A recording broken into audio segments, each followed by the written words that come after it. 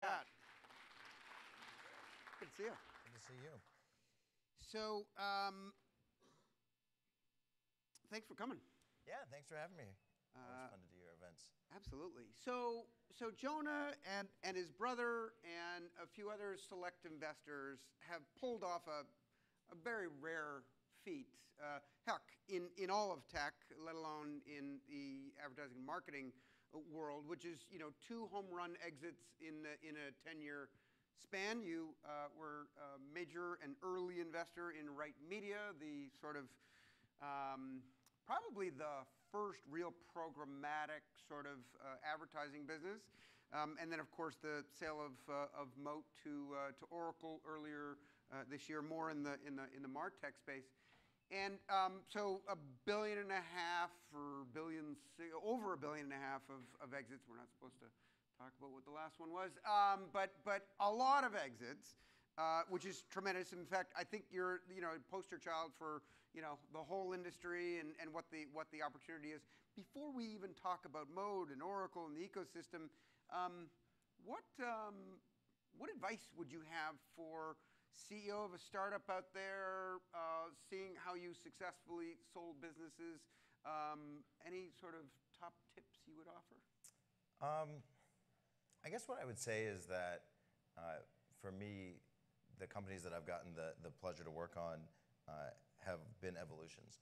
None of them were companies that started where we sat down and said, here's the business plan, this is what's going to happen, and here's what's going to happen next, and then this is what the outcome's going to be. It's been a macro idea or a macro vision. The Right Media vision that my partner Mike Walrath had really was just about simplifying digital transactions. Because I used to fax insertion orders to him, and we would email zip files of creative back and forth and set up a bunch of line items in a really bad system. And his idea was there's got to be a way to simplify that. My idea and my brother's idea behind Moat was really at a high level to figure out how branding might work better in a world that's increasingly digital. But that was it. And so I think part of it was being open-minded to change, to move as the market moves, to look at where the world is going and to try to adjust strategy. And so I think it's probably my biggest learning is not to be too hooked on any one aspect. The macro vision hopefully stays the same from the beginning to the end. But in every good business that I've seen, what you actually build ends up changing over time. The other thing, and somebody pointed this out to me the other day. So in other words, you're making the observation that pivot is in fact 5 letters, not a 4-letter word, right? Pivot's not a 4-letter word. Yeah, and that every good business Right. does it, essentially. Yep. The other thing, which maybe is sort of an odd thing, is that the first time my brother and I had some financial success was in 2000 with our first company called Colonize. The second time was Right Media, which was 2007. And the third time was 2017 with Moat. And I pulled up a chart of the S&P 500, and literally within a year, I don't mean to be negative, of every time that we had significant financial success, there seems to have been some massive correction in the market. Ooh. You could state it in the inverse, which is you sold at the peak every time. So, I like to think of it that way, actually, rather than former. So timing is everything. Timing is everything. And also, I mean, I think the way that we think about this, I guess, with my Oracle hat on, is that it's very thesis driven. Mm-hmm. One of the things that I've gotten the pleasure to do now that I'm on the other side is to see the process and see how we think about M&A, the types of stuff that we look at, the process for evaluating, and it is incredibly thesis driven. It's not sort of randomly, opportunistically saying, oh, let's grab that asset really quickly. It's thinking about, all right, what's really strategic, what would open up a new opportunity for us and really help drive our business forward. And I think we're really fortunate to be where I'm in a division now with 1,500 people, but with an incredible set of resources in Oracle. I mean, I think their last earnings, Oracle announced that their trailing 12 months cash flow was $12+ billion. Right. So there's a lot of money there and a lot of appetite, I think, to continue to grow fast. Earlier today, we talked about the best optimized route to corp dev is often biz dev. So, get to know these companies, integrate with them. In both your recent exits, Yahoo was working with, Right Media was working with Yahoo as an intermediary, helping them monetize the inventory before they bought you. Moat was working with Oracle before they bought you. So presumably you would concur with that. 100%. I mean, the idea that you could, if you will, suddenly buy someone that you haven't worked with at all, I think just decreases the likelihood that you can realistically get comfortable with it. Because at the end of the day, it's people. And I think that's what I think is often missed. It's not just the asset that you're buying. Part of the analysis, of course, internally is who's the team, who are we working with, and what's their role going to be, and what's their vision, and what are they doing in life, and what place are they at in life in terms of the types of things that they want to do. And that for me is something that I didn't fully get until I was on the other side. I always felt like, all right, if you build the right thing and it makes sense that this company should buy it, and then they should do it. And it turns out it's a lot more about people than I realized. Yep, that is very true. So it's been 6 months since you've been at Oracle. What's the biggest surprise you had now that you're on the inside that was a misconception on the outside? Well, this was sort of my first job in a really weird way because I had built other companies, but I never actually had a boss before. And so I have a tendency. No, I've met your wife. Yeah. Thank you. That's not true. They're both Brazilian, so we definitely work for our wives. I had sent an email. I have a tendency to write back to people generally quickly if I'm not traveling constantly, which I've been of late. And so when I get an internal email, I'll respond really quickly. And sometimes I don't think that much about what my response is, so I write back really quickly whatever's at the top of my head. And I've learned that that's not a great idea in a more corporate environment to do that. And so there was one email that I had sent in a very quick response to something, and I think I forget the comment that I made, but then I followed it up quickly and said, I apologize, this is my first job. Beware of the reply all key, right? Beware of reply all, yeah. So Oracle was an early mover in sort of acquiring companies to sort of fill out a marketing tech stack, marketing cloud. But the others have come along now. Adobe, Salesforce, SAP, IBM, all sort of leaning into this sector, developing their own capabilities. Do you think of strategy now that you're on the inside? Do you think of it not in a vacuum, but do you think of it solely with a concept around Oracle and their customers, or do you think of competitive dynamics as you sort out priorities? I guess in my mind, I don't spend a lot of time thinking about competitors. I think that the assets that we have, Oracle bought 5 companies in 4 years in Blue Kai, Datalogics, Moat, Crosswise, and Add This, and put them together into the Oracle Data Cloud. And we feel that the capabilities that we have in both data and analytics really don't exist elsewhere in market. There's no other company today, as far as I know, that you can get the same kind of data about the consumer that you're reaching, that you have the same sort of vast amount of purchase data, as an example, that you have real-time signals like you have with Moat on the front end, and that you have the ability to bring that all together. And so I think we have an opportunity in doing something that maybe others will do, but they haven't yet. So we're really focused on how do we execute this vision of really the marriage between data and analytics. Mm-hmm. So the idea that you can be really smart about who you're reaching, but also really smart about measuring what happened when you reach them. And I think that's unique to Oracle at the moment.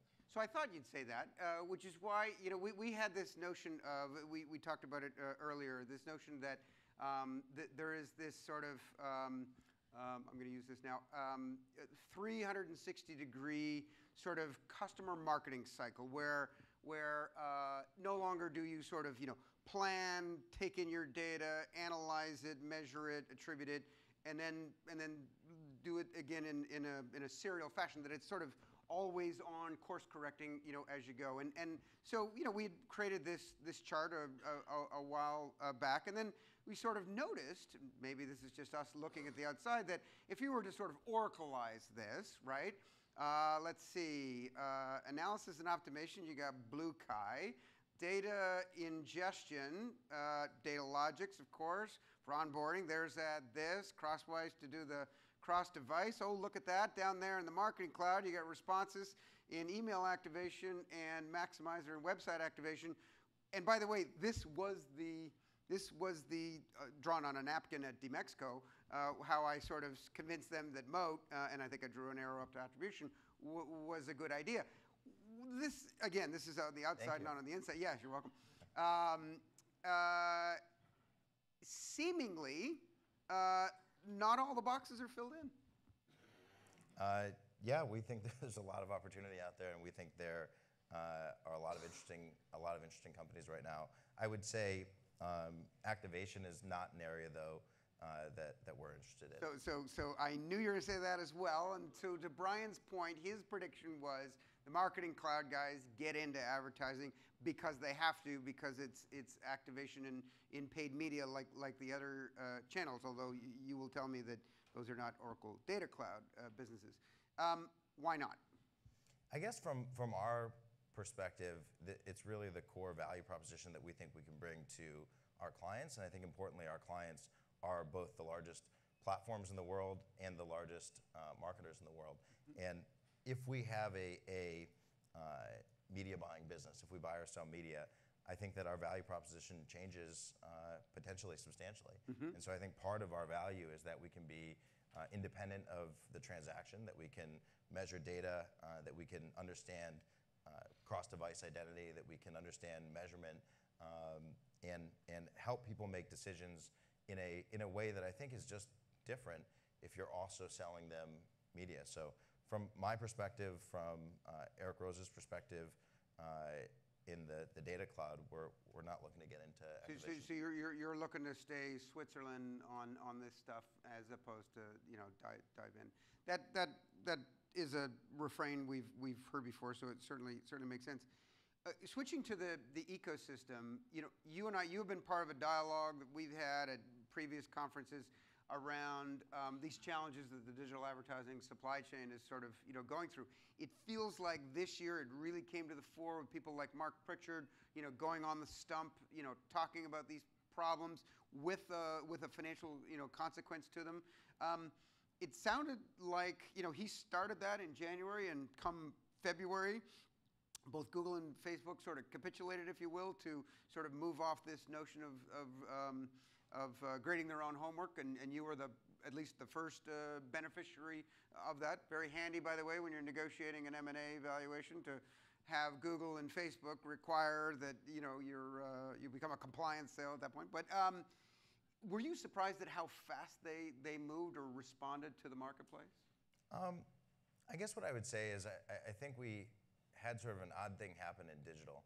We grew incredibly fast and got to a place where there's $170-some billion spent annually, and we really didn't have a set of independent metrics or measurement, other than arguably what Nielsen and Comscore do on the demographic side. But I think that didn't apply to the new world that we found ourselves living in. I think there's very few industries that have that concept that I'm going to activate the media for you, I'm going to do everything, and I'm also going to measure you, tell you how it did, and tell you effectively to spend more money.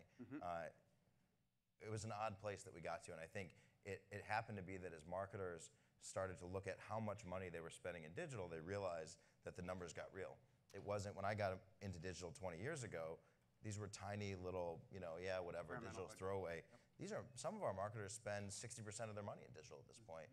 It's a massive part of what they do, and it got to the point, I think, where reasonable people started saying, hold on a second, how can we not have independent measurement, number one, and number two, sort of besides that, the same methodology across every platform that we measure. And so part of the other sort of challenge that we recognized a couple years ago is that in the case of YouTube and Facebook, they're both incredibly successful companies, but they historically defined an impression differently, which seemed odd to me that you could have the two biggest companies in our space literally define the core unit of what people buy using different methodology. And so that was sort of screaming for somebody to standardize that, and it's something that we've spent a lot of time trying to do. And I think to your point, they've been, both and others in that space, very open-minded to getting to a right place. I think the good thing about our industry is that the people are actually generally pretty good, and the people want to do the right thing, but there's a lot of complexity. We're growing really, really fast. and the world is changing. I saw a metric recently that 75% of all internet usage this year is on mobile. I had a friend of mine who works at Facebook actually say that he forgot his computer the other day and he went to work and he just had his phone, and he said his estimate was maybe 5% down in productivity. Right. That idea that you literally don't even need your computer anymore seemed crazy to me a couple of years ago, and now we're living in a very different world. Why does that matter? Well, marketers have to reach people in that different world. They have to storytell in a world where you're there for a second. You flip and check the news for a moment, maybe on Facebook, maybe somewhere else, and you move on. And so I think the challenges are new and constantly changing in a way that a lot of us didn't anticipate. And so I think the biggest platforms in the world are trying their best to get to a good place. And I think we're fortunate now, particularly with Oracle's backing, to be in a position where we can sort of put a stake in the ground in terms of maybe the future of advertising. I think that's a good thing, that sort of maturation process. It feels like we're sort of like an awkward teen. We've grown, but we sort of, a little bit clumsy, maybe is a appropriate analogy. You've also been outspoken on this notion of the value proposition of advertising needs to change, and we've been saying similar things. So we're sort of kindred sort of minds about that topic. This notion of getting away from impressions, more towards time, more towards attention, basically migrating away from proxies closer to either business outcomes or something sort of more meaningful. Is that something you will continue to do at Oracle? 100%. I mean, at our core, what I love about the Data Cloud is that we effectively do exactly the same thing that we did at Moat. We're trying to figure out how do you use data and information to help marketers storytell better. That's it. That's the sort of simple thing that we're doing. And that means understanding formats. That means understanding the consumer better. That means understanding whether somebody was there, whether they paid attention. Part of my learning on attention over the last couple of years is that it's dependent on what you're doing. And so the idea of watching a 30-second ad sounds great, unless you're running at the time, as an example. And so I think we have to ask questions about context. I think we have to ask questions about mindset. But yeah, we're entirely focused at the Oracle Data Cloud on exactly the same things that we were focused on at Moat, which is really great for me. Yep. The other sort of concept that we've along those same lines, that we're seeing this migration towards performance, towards business outcomes, away from these sort of loose proxies that really were just a holdover from print days in many instances. What's your perspective on, we've said, and by the way, when you do that, when the value proposition and the pay proposition, changes towards more business outcomes, you actually sort of, you can shed some of these challenges around, was an ad viewable? Who cares? If you're not paying for the view, it's irrelevant. It feels like that also may be a catalyst to sort of clean up some of these sort of awkward issues.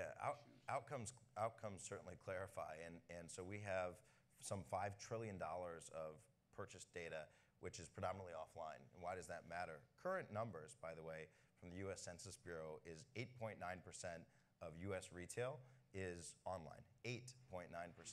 So yeah, we're all using Lyft and we're all using Seamless and all these other things. 8.9% is online in the United States, and so there is a massive challenge in collecting the right information and data to make sense of what people are buying, where they're buying, what they're doing, and connecting that to digital experiences, predominantly digital experiences. And I think when you think about metrics, part of our sort of thesis that we built with the folks at Oracle was, you think about the consumer journey, and if you can start to understand not just who the person is, but what happened in what environment, how they paid attention, and then what happened as a result of that, you can start to make better decisions, smarter decisions about how to reach people and how to storytell. I think one of the biggest misnomers in marketing is that there's this one-to-one relationship between an ad exposure and then something happens. Right. There's not. Right. It takes time. The whole point of branding is that it's repetition. It's that you're convincing somebody of something over time. You're creating an association in their head over time. And so figuring out how do you do that in a smart way, I think, necessarily means if you can understand what happened when the person was exposed, if you can understand something about who that person is, and you can understand ultimately what happened in terms of purchase behavior, I think we'll get much smarter about the types of buying that we do, the formats that we use, marketing strategies. I think it'll affect the entire marketing funnel. Awesome. Jonah, congratulations on the sale, Thanks, Tim. and thanks for coming today and your thoughts. Thank you. Cheers.